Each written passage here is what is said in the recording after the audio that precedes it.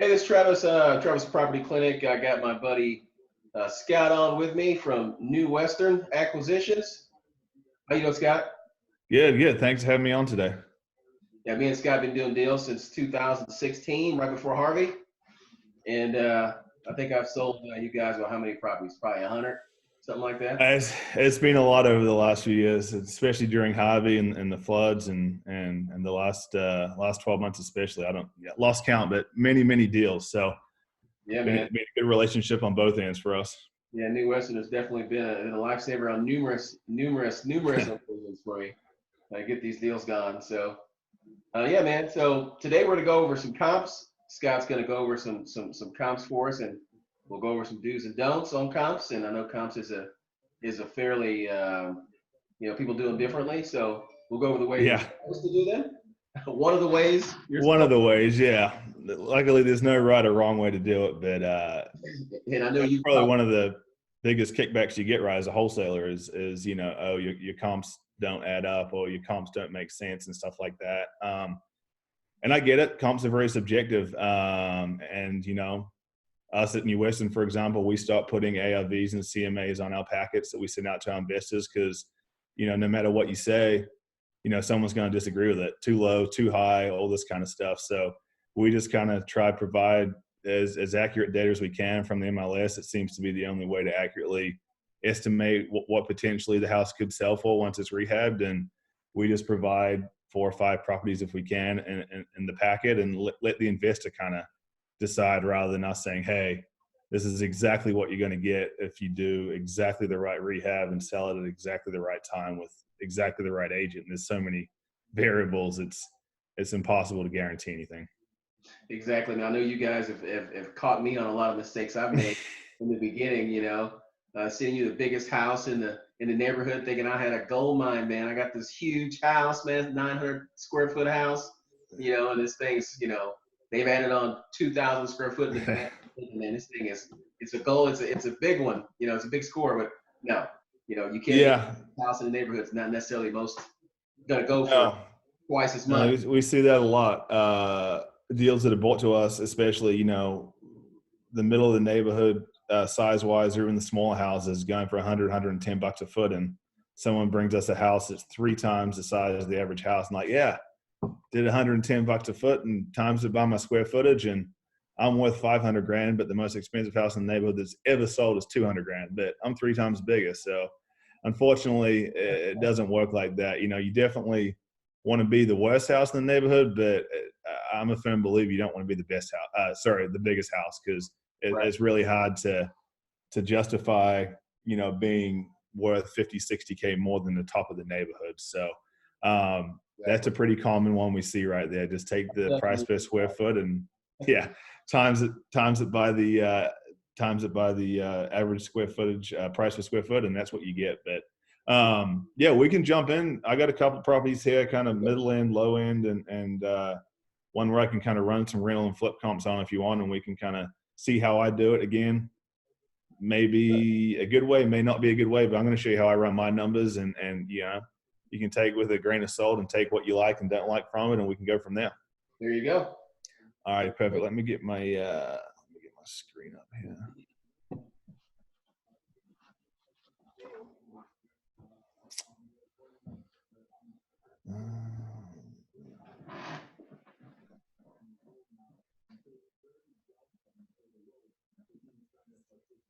There we All go. right, is this up? You got it here. So we got the MLS up. Okay. I'm assuming most of your audience probably in Houston, but if not, this is what we're working with in Houston now. It's Matrix. I've been through the last couple. I think the one before this that I used was Fusion, and I can't remember what the one before that was. But as everything evolves, I feel like the technology and the info we're getting is getting better and better, and it makes our job easier and easier. So Yeah, let me Matrix. just kind of sorry, go ahead. I said Matrix is a pretty good one. I like it. It took a while to get used to, obviously, because we're just used to our ways when you're comping 20, 30 houses a day, every day of the year, and you get used to your ways and how to be most efficient, stuff like that. But I think, at least from the ones that I've been a part of the last 6 years over here at New Western, this is what I like the best. So I'll jump into one right now. This is the deal that actually you and I are about to close on Friday, right? It's Welbeck, 14844 Welbeck out in kind of the Channelview area. Good little deal here. Travis got in a contract and signed it to us at 5K, and we made another 5K on it. So I'll kind of show you right here what we got for the comps, both rentals and kind of flips. So I'm just going to start by pulling up my basic search function here, and I always go to the map and search for my properties this way. So I do the same I got thing. 14844 Welbeck. Pretty good little area out here. It is. What is it? I can't remember the neighborhood, but it'll pull up in a second. But it's a great kind of mix right here. We got some older houses, some newer houses, stuff like that. So good. Pardon? It's called Sterling Green. Sterling Green, that's the one. So I always like to start off with just kind of pulling up the schools just to kind of see what I'm working with here. I know certain parts of Houston, especially elementary schools, big price differences if you're looking in like the Oak Forest area or things like that. If you're Oak Forest Elementary compared to the other ones around there, or if you're down in Westview, your Westview Elementary compared to something else, quite a big price difference. So luckily in this neighborhood, not a huge difference. I use greatschools.org to kind of judge it. It gives you a 0 through 10 rating and kind of gives you a good idea. But I always kind of start off with that, and then I'll just kind of pick a line to stick to here. So I'm going to try not to cross any major roads. Kind of just get a rectangle here, follow this bayou. I don't want to cross the other side of this bayou for now. Looks like I got a lot of properties in this specific area right here. So don't really see much need to be going outside of here. So I have crossed the elementary school here and the middle school in this little pocket. So I'll just take them off for now. And once I select my comps, I'll pull them back up and see if I've jumped over anything drastic. But I'm in the same high school, so that's a good start. Another very important thing in Houston, which most of the locals know, but maybe not outside town, is flood zones. Obviously a pretty big deal with what's happened the last 3-4 years here in Houston with, one really major flood event and then 2 or 3 other flooding events. More than that, I guess 3 or 4 additional flooding events. It's important. So I know this one is in a 500-year floodplain. We do have a sales disclosure, I believe, in this one that shows it hasn't flooded, which is great. But I always just like to check, especially if we're going to be pitching this as a rental or something like that. Even just being in a flood zone, if you haven't flooded, is going to affect the insurance, which is in turn going to affect the return on investment. So got that right here. So one of the new things, I used to have to go to Realist and click on the specific property, and for some reason this one comes up next door, but you used to click on Realist to get the tax information, but now with Matrix they put it all in the one system here. So first thing I do is I pull it up and I scroll down and look at the square footage of the property right here. So I'm looking at the gross square footage is 2533, and then the building square footage is what I'm really looking for, because that doesn't include the garage. So building square footage 2134 plus 399 for the 2-car garage gives us our 2533 right here for the gross square footage. So I know I'm a 4-bedroom house, 3 bathrooms. That includes, I guess, 2 full baths and 1 half bath. So you just need to double check that. So it's really a 4, 2.5, but they just give you the total bath amount right here. And I know we're a 2-car garage and we're built in 2004. So everything I need is right here in regards to when I'm comping out the property, the age of it, the size of it, the bedrooms and the bathrooms. So now I got the 2 tabs up here. I'm going to flick back to this one, the Matrix tab. I got my box with my properties selected in here. And then now I'm just going to go results. So this pulls up everything I just grabbed in that area. So it's giving me 64 results. Looks like we got about 7 actives, another 8 pending, and then another 50 or so that have sold. Mine is automatically set.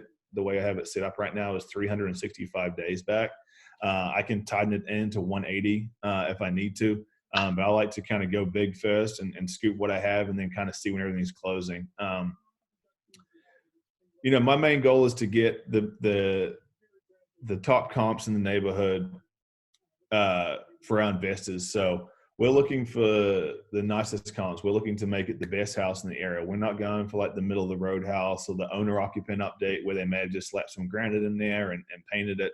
We're looking for the investor grade remodels if possible, just so that we can kind of justify, hey, if you spend, whatever it's going to cost you to get to the best in the neighborhood, this is what you can shoot for. You're always going to get, a little bit of kickback. There's going to be some owner occupant houses that are on the market or sold, stuff like that, that maybe aren't top dollar, but they also haven't been blown out like you would expect an investor to do. So I'm going to come in here and I'm just going to cap my square footage. I believe we were 2134 was our square footage. So I'm going to go 2,400 and under. I'm not sure on the exact appraisal parameters. I believe it's like 10% either side or something like that if you're like a licensed appraiser and within 10 years square footage and stuff like that. I'm not a licensed appraiser. I will try stick within those parameters as well as I can, especially if our buyers are going to be getting some sort of hard money loan or something like that.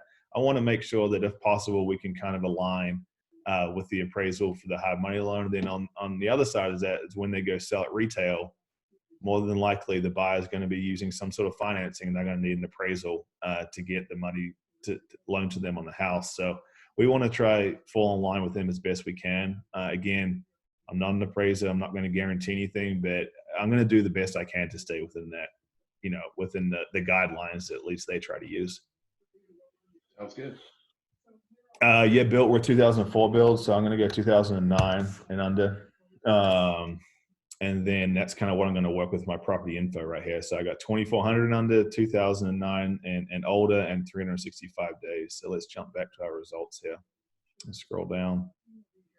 So this is kind of where I'm looking at down here. Kind of unique neighborhood, and this is a good one to kind of comp out because as you can see, we've got 80s and 70s builds and then 2000s builds. And as Travis and I know, there's a little pocket of this neighborhood that was built in the 2000s, and the rest of it is kind of a more original 70s, 80s build. So this was kind of a unique deal. Again, our lot size is quite small. It's 4,738 square feet. So I'm going to discount these ones because of the size of the lot. In my opinion, I can't be using a comp that has twice the lot size. I don't know how to value that into my CMA or my ARV. So I'm just going to instantly discount these two based on the lot size. I'm going to jump down into these smaller ones here. So I've got a 1,800 for 186. I got a 1,800 for 187, 185, and then I've got this this one here, which right now is probably my best comp. It's the next one up. It's on my street, Welbeck. It's a 2,100 square foot house, 2004 build on a very similar size lot to me. So once I check all these out, I've got all these selected just because being a newer build, I know that this is a little bit bigger lot size, but I think being a newer build adds a little bit of value to me. A lot more unknowns in regards to the property being, another 24 years newer than this one and 20 years newer than this one. So just kind of loop all these in together. And then I'm going to look at the pictures. So pull up this house and kind of see what I'm working with on the inside. It's updated. It's got the wooden kind of tile style flooring. It looks like a ceramic that kind of looks like wood. It looks like they have, looks like an investor remodel to me. And reason being, there's no furniture in the house. It doesn't look like there's any like toiletries on the sink. It doesn't look like there's an owner occupant living in this house. It looks like someone's purchased it, more than likely remodeled it and put it on the market for sale. So this is a great little comp I would consider right here. I'm gonna go down to the next one, see what I'm working with here. I would consider this kind of like a basic, almost like a rent ready remodel here. We've still got some tile in it. Looks original. Almost original, right? Just kind of cleaned up. could be an owner occupant, it looks like, just based on what I'm seeing here. I got a hamper under the sink. I got, a kids thing here. So I know straight away, hey, this probably is an investor grade, top of the market remodel, but it gives me some good ammo here that, even a kind of original house that's really clean, I can still justify this kind of 180 to 186 price point. So let me jump up to the 2004 build. So this is our comp. It's on our street. Almost looks identical. Yep. To the house that we're looking to close on here. So same design and everything. They've gone with the wooden tile look inside. Original kitchen, basically maybe a little backsplash in there, but I'm looking at these basic, I can't tell from these pics, but original cabinets could be Formica countertops. No can lights or anything like that. This looks pretty much like what we look like right now, Travis, right? Minus the flooring. Almost exactly. Same. Almost exactly. Yeah. So, still carpet upstairs, 4 bedrooms up, just like we are. So this is kind of, original bathroom, nothing's been done to this. So I'm looking at this saying, our house, I feel like right now, if you really wanted to, you could buy it and obviously clean it up, put some new flooring and stuff in it and slap it on the market and, get somewhere in the high 170s, low 180s for it. So, question. Would the shortage of houses in the market affect the price here? Like we know that there's a huge shortage in nice houses that are redone. So I was thinking that's why I bumped mine up like 185, 183, just because there's a shortage. So the price right. was no? Yeah. And I always, once I've gone through all these, and the way I like to kind of justify that or see what's going on in the market is I then jump down to my pending comps. And I can see straight away, I got one that's 189 grand right here, 1,800 square foot house, smaller than us, same size lot, and it's an 80s build. It's 24 years younger than us. It was only on the market for 4 days, and it's pending at 189. Now, I know you can't use a pending comp or an option pending comp because it hasn't closed, and you never know what sort of seller credits or what's being negotiated in the price. But if it's on the market for 4 days, it's usually a pretty good idea that this is not a desperate seller. This is someone who's put it on recently, and it's a good property in a good market, and someone's willing to pay that price for it. So, again, this is a great comp for us. It's clearly an investor remodel. This is one where they actually did do the kitchen. I don't know if the new cabinets are just painted and changed the hardware on them, but new countertops. Nice investor remodel for this neighborhood. When you're looking at a 180K house, you don't need to blow it out. You don't need hardwoods or engineered hardwoods, and you don't need you can get away with carpet in the bedrooms, and you don't need recessed lighting and stuff like that. So I think this is a really good investor style remodel right here for this price point. And this is a great comp for us because it shows that there's demand in the market right now, even with everything that's going on, for a nicely remodeled property in this neighborhood. The other thing I like to look at is these are all the pending comps right here. Let me just kind of highlight the pending comps. Oh, I'm just going to do that. Yeah. Great days on market right here. I'm looking at single digits. I'm looking at, we got a 31 and a 20 days on market. Besides that, it's 74844.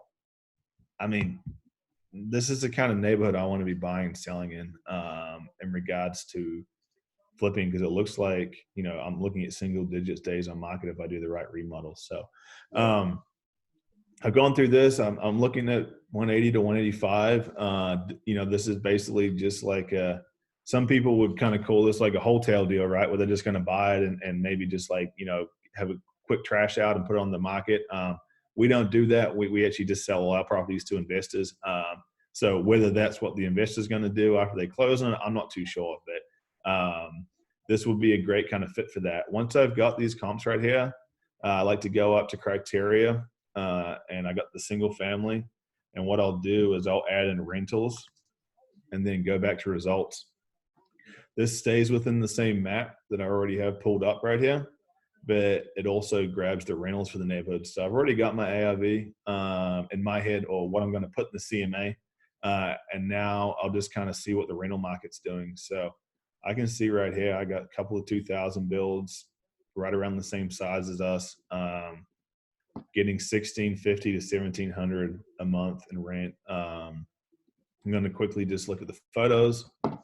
Looks like us, completely original, great comp. Let's check out this one real quick, make sure nothing crazy. Same thing, you know, basically original, really bad photos. If they had taken better photos, I feel like they might have got a little bit better, a I little bit always better do rental for it. photos. I always do Mm-hmm. professional photos on my list. Yeah, I don't know what is it, $150 or something, $100, $200 for. $200, depending on if you want them to make the grass pretty or take the spots out of the driveway. But it's worth it. It's definitely worth Absolutely, I couldn't agree more.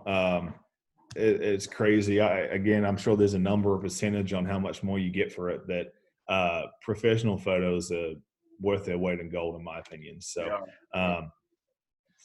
so I got my rental comps up there. Let me grab my four flip comps, and I just go quick CMA, and kind of pulls it all up for me. So I got my rentals up the top here. I got my 2 rentals. Looks like I can get probably somewhere between 1,700 and 1,750 if I'm going to just kind of shoot in the middle of it. If I jump down to my flip comps here, bottom end of it, 180, top end 187. I'm going to shoot somewhere in the middle there. I'm just going to provide these to my investors and let them decide based off of this what they think it's worth for this market right here. So For this sure. is kind of the way I'd run this one. Anything you want to go over on this specific property, Travis, or this CMA before I kind of jump into a higher end one? Yeah, so you have something I don't do is put rentals and single family on the same page. Can you go over kind of how you got on the same CMA? Yeah. So when I selected them to have, when I selected back on my criteria here, when I selected both single family and rental, Gotcha. they will both then show up on my results. And then whatever I have selected on my results will show up on the CMA. So because I have both these 2 rentals and then obviously these right here, whatever I've selected will show up. So just to kind of show you, for example, if I take the rentals off and hit the same thing I had, which is quick CMA, just going to show the single family ones on it like Yeah. we had. And then if I go back to this, go back up, you can see the class here. It shows rental single family. I'll click on my rentals again, just to show you again, click quick CMA, and it's going to then give me both on one. Because we send out a property packet to all our investors. I like to keep it as streamlined as possible because, it can get 40, 50 pages by the time we put the pictures in there and all that kind of stuff. And so I want to try to keep it as kind of streamlined as possible. Because I want them to look at the packet and make their own decision rather than just asking me what I think it's worth. If they do ask me that, I'm going to ask them to look at the CMA I provided and let them make a decision. Same with our rehabs. We don't quote rehab numbers. We stopped doing that probably 4 years ago. We have an idea in our head what we think it's going to take. Again, we're not contractors. We can't do it for that price. It's just what we base it off of. So, that's one thing we really push on is we just offer the property and a price. And then when they ask us how much it's going to cost, we say, you need to go look at the property and make that decision for yourself, because there's some people it might take $10,000 to do. Some people it might take $40,000 to do. And we don't want to put a number in your head, and we don't want to, promise anything or guarantee anything. So both on the CMA side and the rehab side, we don't publicly advertise those numbers. They're still just for internal use, and let the investor make their mind up on that. Sounds good, man. That's great. There's definitely some stuff on here I don't do. I don't do that. I'm gonna start doing my rentals and single families on the same CMA. That's something I don't do.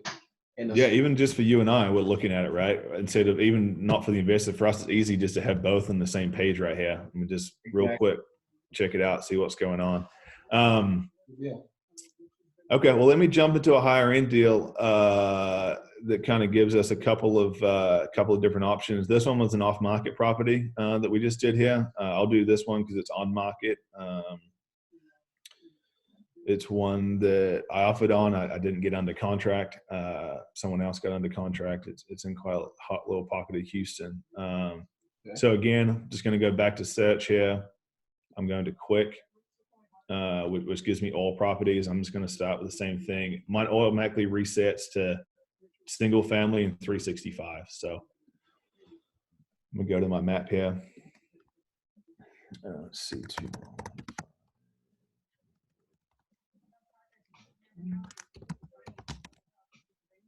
Alrighty. So here we are. I'll zoom out a little bit just so you guys can kind of see, but this is like kind of downtown Houston over here. We got the Heights, Oak Forest, Spring Branch. This is Timber Grove, Lazy Brook area right here. And then north of 18th is specifically Lazy Brook. So let me grab this little pocket. This is where the schools make a huge difference over here. Yeah, exactly. The elementary school can be a big deal breaker. Not deal breaker, but price point especially. I've had it was like $200,000 to $300,000 difference between the good schools and the bad schools. You know, huge difference. Yeah, especially when you get up here into Oak Forest. You got Oak Forest Elementary, and I just know off the top of my head it runs down Pineywood right here and goes across to Eller and up.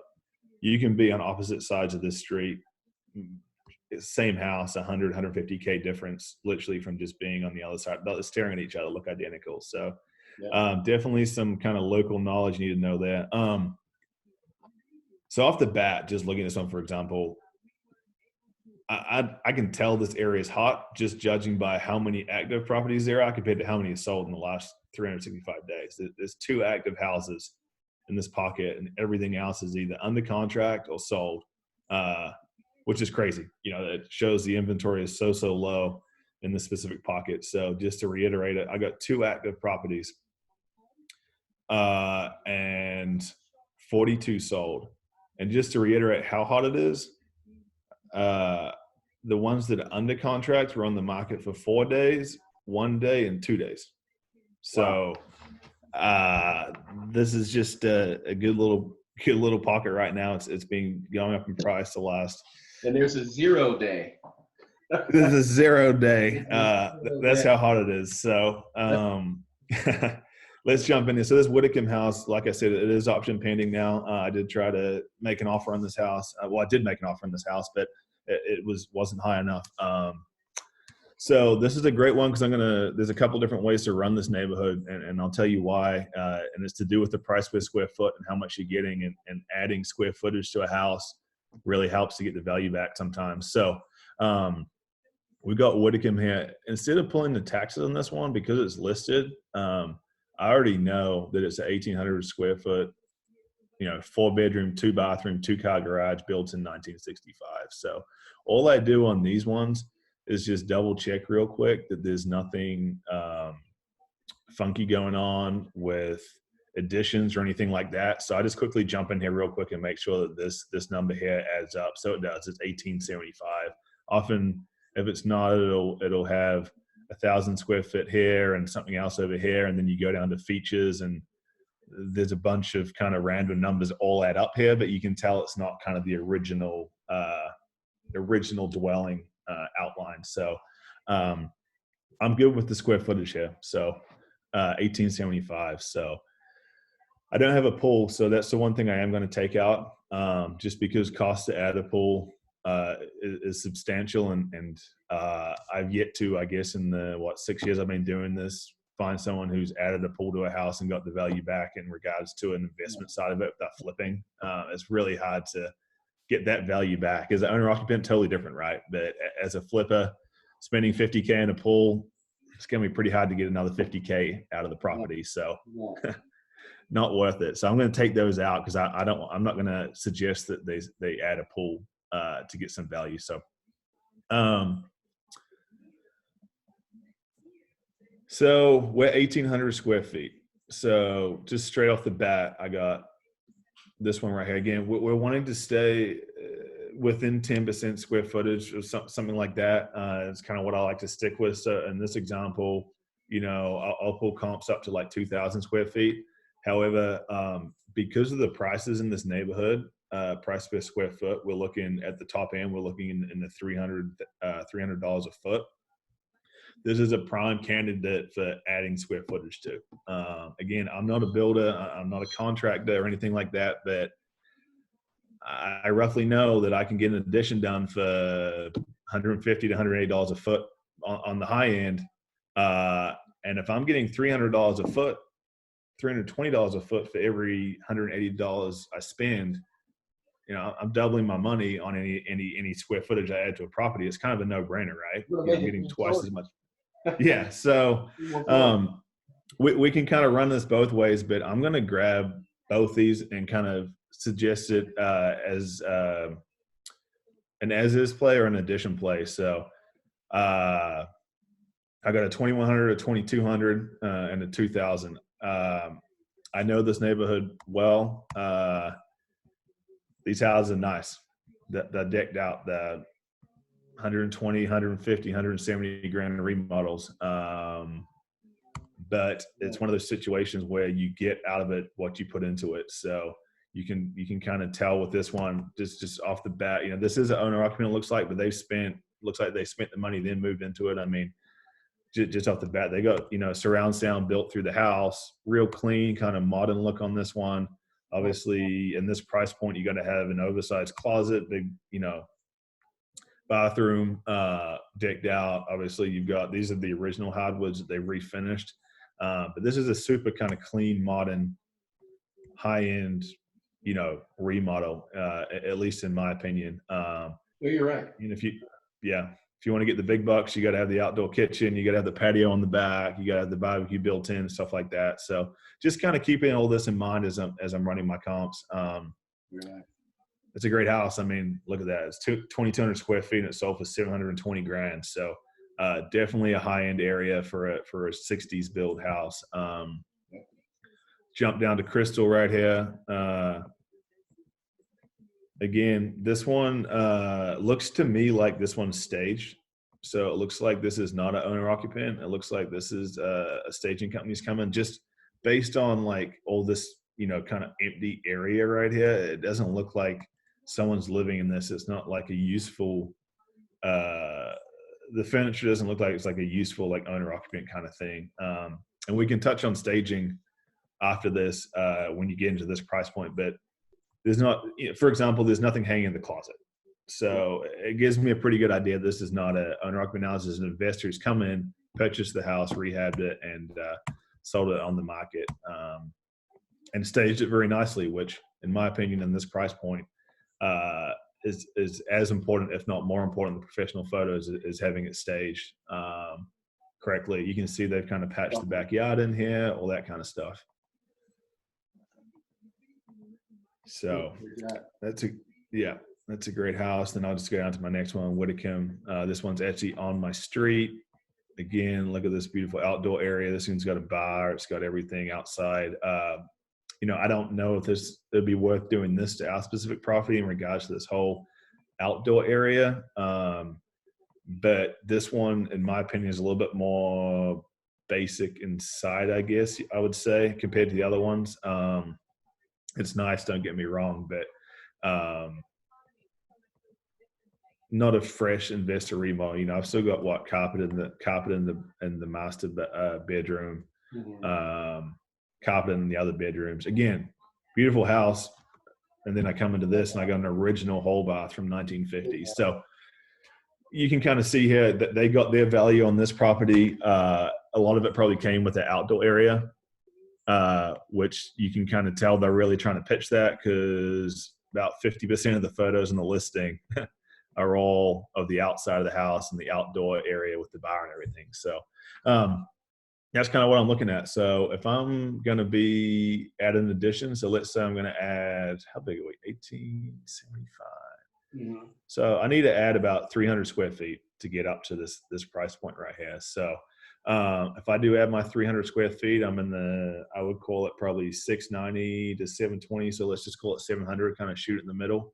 Again, days on market for high-end comps, 0, 2, 3, 9, 6, 6, 17. I mean, it's going to be hard to find a hotter neighborhood in Houston right now, especially in this price point. So I got these comps for my For my addition, I got my one comp here for if I was just going to keep it 1,800 square feet. Nice remodel, right? Open up some walls, kitchens blown out, got a nice little kind of wet bar area over here. Looks like they went with the refinished original floors as well, recessed lighting. Nice master bedroom with the raised ceiling in it. Nice master bath. So it's a good comp, nice property. Again, it looks like an owner occupant, but they may have remodeled it possibly before they moved into it or something like that. Again, nice little outdoor area that kind of seems to help a lot with these properties. So let me pull up my CMA here. I got my pending house, which option pending house, which I offered on. Then I got my comps right here. Quick CMA. So here we go. We got 620 as an 1,800 square foot house. So we've got, like I said, we're going to jump up to 690 to 700 for the high end house. So looks like I'm going to get about 80K more if I add square footage to it. So it's just kind of a mathematical thing, right? I just need to figure out if it costs me 40K to do that additional square footage, it's worth getting the extra 80K back. If I'm spending 70K to do the square footage, it's probably not worth it. I'm only going to make another $10,000, just time value of money. It's going to take longer to do the rehab. It's going to probably be more of a headache. I'm guessing dealing with something like that, you're going to be paying property taxes on it for longer. All that kind of stuff adds up, insurance, things like that. So in this case, for me personally, I'm probably going to just provide this to the investor and let them decide. They can either, let's say they can buy it for $400,000. They can either buy it for 400 as is and spend, 100, 120 on it and sell it for 620, or they could spend 180 on it and sell it for 700. It's kind of a preference there. If it's only going to be 40 grand more and you're getting 80K back, it's up to the investor to make that decision. And obviously making sure they get it done for that kind of price and stuff like that. So, any specific questions on this kind of deal, Travis, in regards to the addition play, non-addition, stuff like that? No, if you explained it great, and there's definitely no rentals over here. No, it'd be a pretty sad sight. Let's see what we can do on the rental side. I don't know. 7,000. Maybe someone, yeah, there may be someone just that rented it out and maybe going for the appreciation play just to hold on to it. Oh, there's a Condo or something. Condos over here, yeah. But single family wise, 2,700. So doesn't really make sense as a rental. You pay 420K for it and then rent it out for 2,750. So a lot of these will be people who were living in it, didn't want to sell it straight away, throw a tenant in it for a couple of years, let the neighborhood appreciate like it has, and sell it in 2 years' time. So I wouldn't even bother putting I'm not putting rentals in this package. It's not really justifiable. So this is kind of the higher end one. That looks good, man. That neighborhood is definitely you can get one in there. It's gonna you sure it's gonna be sold in 1 to 10 days. It's really hard to catch them in here. As you can see, this one, for example, the one I was trying to that I offered on. Where is it? Right here, Whittakim. It was on the market for 4 days, but the listing agent posted straight away. Like the day it was listed, multiple offers already received as of 2 p.m. on Wednesday, best and final due by Friday. So people had got on this thing straight away. Again, it was listed at 415. Who knows what it's gonna sell for? It could sell for more than that. Quite a few deals I've seen like that recently in this area. That's crazy. They need to sell. So I actually don't know if I showed y'all what it's like inside, but completely original, 1950s build, I believe. So if you can picture what the other ones were like, this is what for this to reconfigure it and blow out some walls and at least 120 grand. Owner occupant is probably going to spend 150, 170 on it. So if you can get it done for less than 150, you're probably looking pretty good. But again, you're going to get out of it what you put into it in this neighborhood. So detached garage, that's a good looking one. It's a good looking one, a little 2-story, makes the backyard bigger. So this is a great property. I'm very curious to see what it sells for, or who buys it, if it's going to be an owner occupant buying it and rehabbing it, or if it's an investor. So yeah, kind of two different ends of the scale there. We got a $100,000. What do we end up doing that channel view house for? It was 118, 117.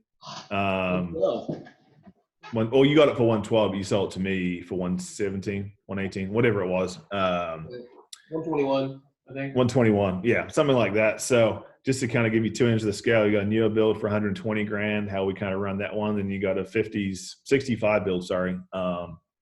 In the 400 plus range was 700. So kind of two different ends of the scale right there. I know we touched on the schools. I know this area well. This is all the same school zone right here, so I can pull it up real quick. Let's see.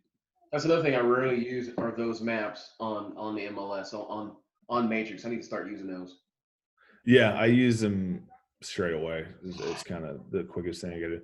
Let me jump down to one other neighborhood just while I got it on my head while we're talking about the maps. Just something I've been running into a lot recently.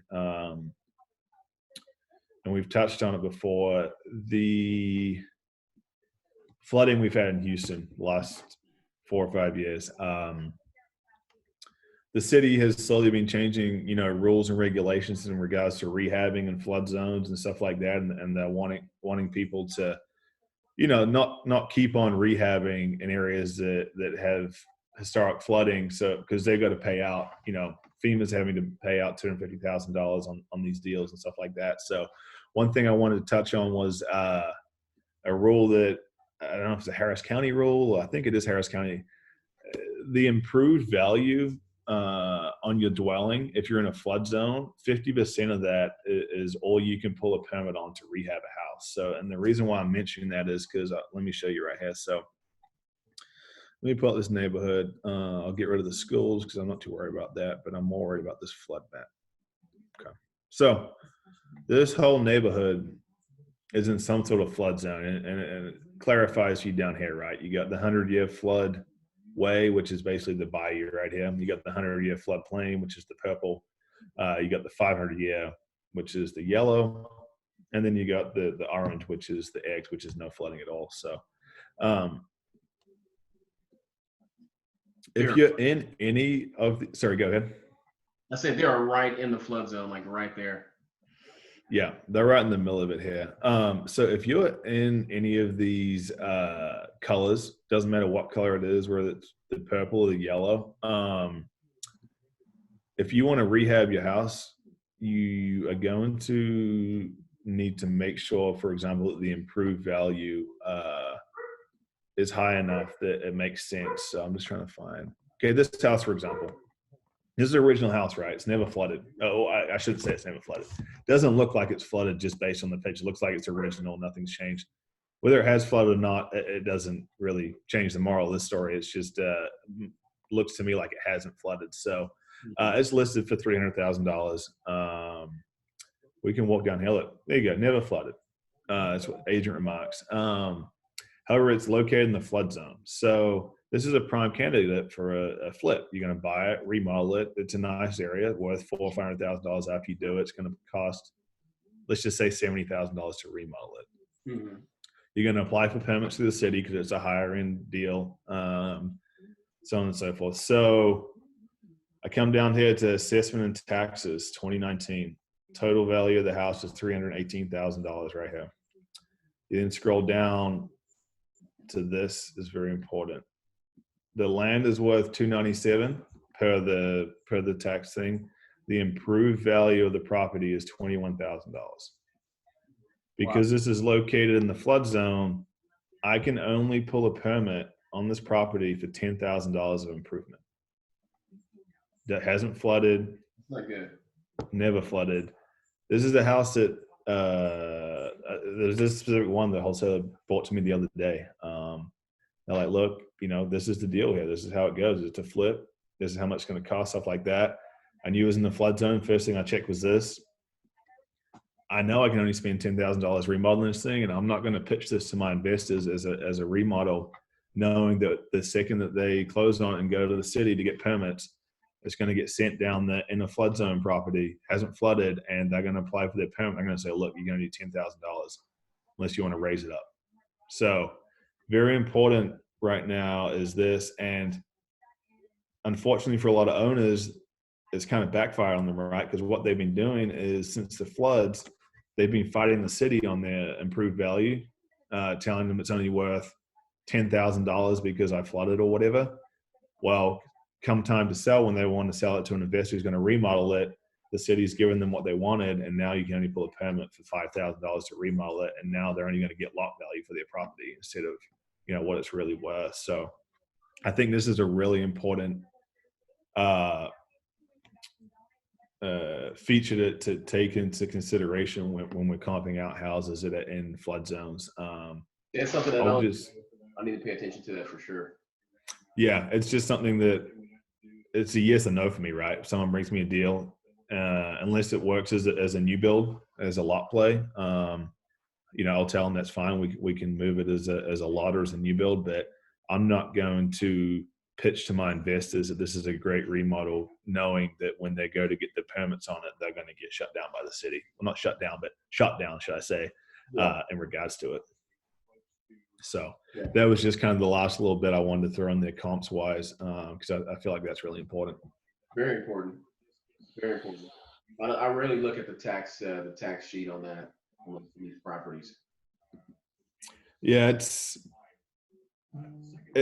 a good time saver, right? You know, when we're looking at 10 to 15 houses a day, you know, it's physically impossible to go get eyes on every single one of these before we comp them out. So we have to basically comp them first and use everything we have at our disposal to make sure that it makes sense on paper before we spend our time going out to the property, because otherwise we'd be driving around all day like a headless chicken and actually really never get anything done. So I've learned to evolve to use as much info as I can that's in front of me on the computer, get 4 or 5 properties I need to check out that all add up on paper, then I'll shoot out, knock them all out at one thing rather than back and forth all day.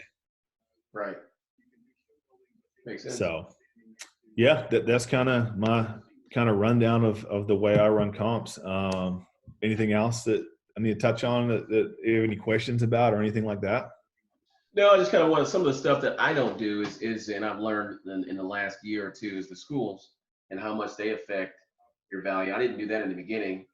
You know, and one thing that a lot of folks do that they're not supposed to do is they cross main streets. So just like you were saying, in the neighborhoods, that's very important. And I've had folks send me deals where, you know, one of their comps was in a whole different neighborhood, a whole different year built. It just happened to be the same square footage, but, you know, a lot of folks don't understand you cannot cross into different neighborhoods. They're built at different times, different builders, different makes, different everything, you know? Exactly. You really can't be jumping comps, right? So if you have good comps in your neighborhood that justify, you know, a lower value than what you really want this house to be worth, you can't just jump over them and cross a major road and go into another neighborhood because you like the way the houses look over there. You know, that's, like you said, probably the most common thing I see is jumping comps. Now, if there's not one comp in your whole neighborhood, legitimately not one comp, I get it. You got to go out a little bit further, right? You got to try to find something, and sometimes you don't find anything that justifies the value, and it's really hard to comp. But with most of the houses we try buy, you know, we're big on, you know, as you know, we just buy single family distressed properties, and we try buy in neighborhoods if possible, just because a lot easier to justify value that way rather than kind of speculating. So it makes it a lot easier if you have, you know, a handful of comps to present to the investors for them to make the decision on the value. Yeah, man. Well, I appreciate the time there, Scott. Absolutely. Some time and teach these folks some other stuff that we do. So yeah, let me know. Just hang out at home right now, right, with everything that's going on. So if you want to touch base on something else, let me know. But otherwise, I appreciate your time, and as always, appreciate your business, and look forward to doing a lot more with you in the future. I got some more working for you, brother. Absolutely. Hey. Hey, say hi. You couldn't give me 20 minutes. There you go. All right, Travis. I appreciate it. Take care. See ya.